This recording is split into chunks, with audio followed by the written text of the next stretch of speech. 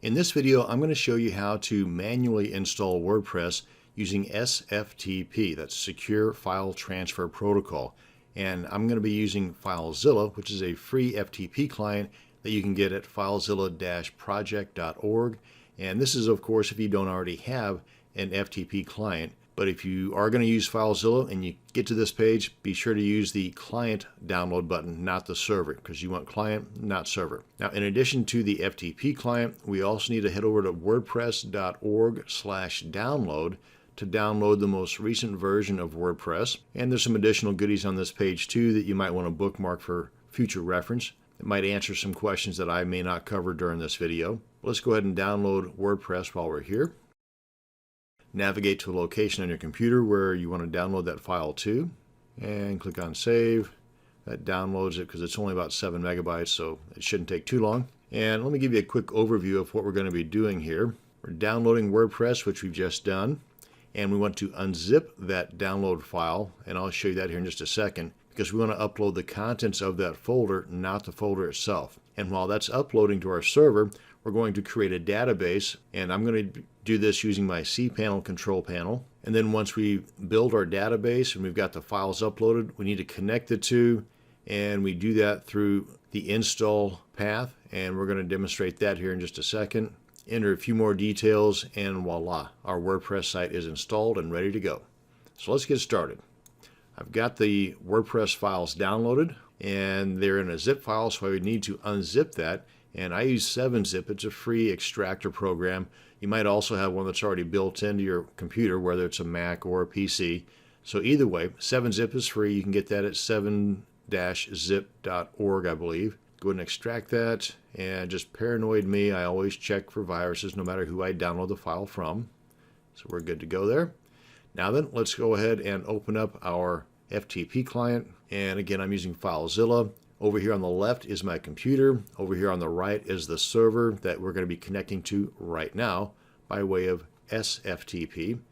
And there's a couple of ways you can do this. I'm going to use the site manager, and I've already got mine set up, and I went to new site, entered this name, and then entered the information over here on the right, like the host name, the port, change the default FTP to sftp, change the default anonymous to normal, and entered the user and the password. Now, if you don't know what this stuff is, go ahead and contact your hosting service and ask them. Tell them what you're doing.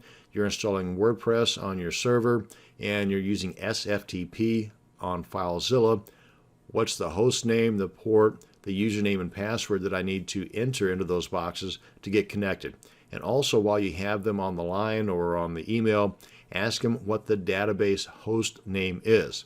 I'll get to that here in just a second, but that is something you're going to need to know when installing WordPress. So go ahead and ask them while you got them if you need to contact them for this information. And then once all the T's are crossed and the I's are dotted, usually, by the way, the port is 22.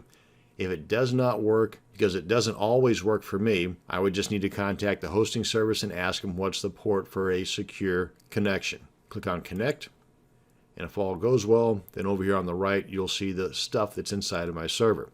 Now, I'm going to be installing WordPress on the root directory, which in my case is public_HTML. I'm just going to double click on that, and here's where my files are going to go.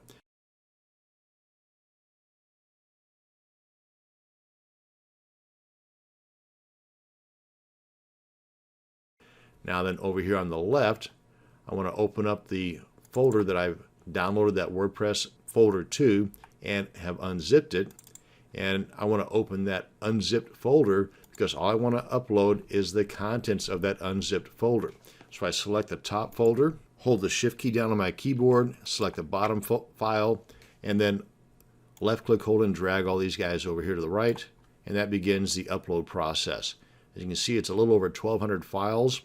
So that's going to take, depending upon the internet speed, anywhere between a couple of minutes if you're really fast to 10 to even 15 minutes if you've got a mediocre internet connection. Oh, and by the way, on FileZilla, you know that you're connected securely if over here on the lower right corner you've got this padlock here that when you hover over it, it says the connection is encrypted. Click icon for details. That's just off the video, but that's what it says. Okay, so while this is uploading, we're going to head over to our cPanel and build our database. I've already logged into my cPanel control panel. Come on down here till you get to MySQL databases. Click on that. Now we want to create a database name, a database username, and record both of those items and the password. Let's go ahead and do that now. Now the database name and username can be anything. Now there are some naming restrictions, but if you enter something incorrectly, you'll get an error message and tell you what needs to be fixed. Then I want to copy the stuff in between those double quotes and record that because we're going to need that here in a minute. I'm going to go ahead and paste that right here. Now for me, I always create my username to be exactly the same as my database name. That's just me. You don't have to do that, but that's just me. And for the password, I always use a password generator because it generates a nice strong password. So I want to copy that, check that box saying that I've done that, click on Use Password, click on Create User, and I want to paste that password before I forget it, and then click on Go Back. Now that we've got username and database created, we need to connect the two. Now if you've got multiple users and multiple databases, hit the drop-down box here, select the correct one. I only have the one. Click on Add. That's going to add the user to the database. Check the box next to All Privileges. Scroll down a bit, click on Make Changes, and we're done. We have successfully created our database, added the username to that, and we're good. So get this guy out of the way here. Let's bring back FileZilla, see how our upload's going. We're a little more than halfway done. But through the magic of video editing, this will only take another second. And we're finished. So now that we are done with FileZilla, let's go ahead and open up our browser, open up a new tab, and we want to enter the install path. That's our domain name /wp-admin/install.php. That'll begin the installation process where we match together our WordPress install with our database. And if everything worked properly, we'll get this pop-up asking us to select the language we want our WordPress site to be in. I'm going to stick with English. Click on Continue. Tells you the stuff that you're going to need here in just a second. We've got all that right here. Database name, username, in my case it's the same, and the password. And go ahead and read over the rest of the stuff here, and then click on Let's Go. And here's the database host name that I was talking about earlier. More times than not, it's going to be localhost. But if it isn't, then find out from your hosting service what it is and put that in there. And go ahead and put in my database name, username, and password. And when you're copying and pasting like I am here, make sure that you're not copying any blank spaces or ghost characters because you will get an error message. And I always change the table prefix from the default WP underscore to anything else because the hackers know that by default that's what it is. And this is just one more way in which they can break into your WordPress site. So let's not make it easy for them. And then click on Submit. Oh, and by the way, also for another reason to change the table prefix is if you're going to be running multiple WordPress installations, but that's the makings of a different video altogether. So just for security reasons, change the table prefix. Click on Submit. And now then click on Run the Install. And we're going to need to enter the site title, a username, which should not be admin, should be anything other than admin, and gives you some little hints right here on what you can use.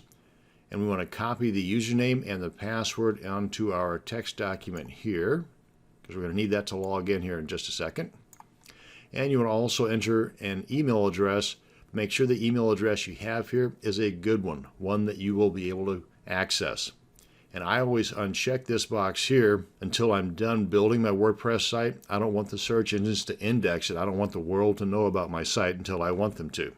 And I'll show you here in a second how you can reactivate this inside of WordPress. So let's go ahead and enter these details and then click on Install WordPress. And that's my robo form that keeps popping up there.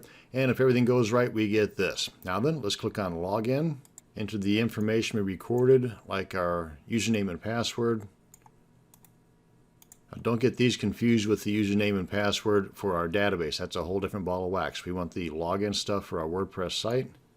And you can check this box here next to Remember Me or not. And then click on Login. And this is our WordPress site. This is the admin area or the dashboard area of our WordPress site. Now we come on down here to Settings, Reading, And once you've got your WordPress site all built up and pretty the way you like it to be, and then untick this box here for search engine visibility.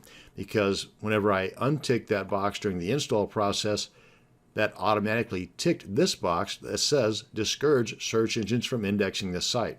Well, whenever you want the world to know about your site, come on back in here, untick that box, click on Save Changes, and you're solid.